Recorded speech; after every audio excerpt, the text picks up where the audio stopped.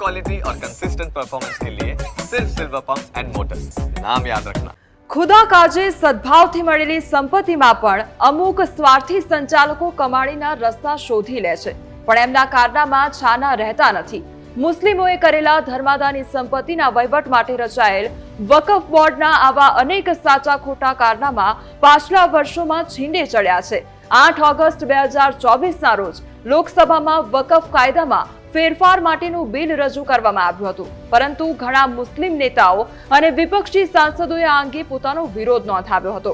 ત્યારે હવે નજર કરીએ કે આ વકફ બોર્ડ શું છે. આ વકફ શબ્દ વકુફા પરથી ઉતરી આવ્યો છે, જેનો અર્થ કાયમી રહેઠાણ થાય છે. વકફ એક એવી મિલકત છે જે લોકો કલ્યાણને સમર્પિત કરે છે. લોક કલ્યાણ માટે તેનો ઉપયોગ થાય છે. ઇસ્લામ અનુસાર વકફ દાનની એક પદ્ધતિ છે જેમાં દાતા જંગમ અથવા તો સ્થાવર મિલકત દાન કરી શકે છે. મતલબ કે સાયકલથી લઈને બહુમાળી ઇમારત સુધી કોઈ પણ વસ્તુ વકફ થઈ શકે છે, જો કે તે જન કલ્યાણના હેતુ માટે દાનમાં આપવામાં આવે છે.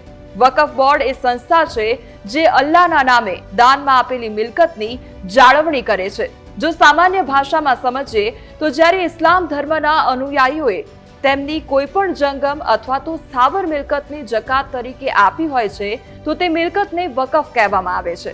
જકાત ચૂકવ્યા પછી આ મિલકત પર કોઈની માલિકીનો અધિકાર હોતો નથી. તેને અલ્લાહની મિલકત ગણવામાં આવે છે અને તેની દેખભાળ વકફ બોર્ડને આપવામાં આવે છે.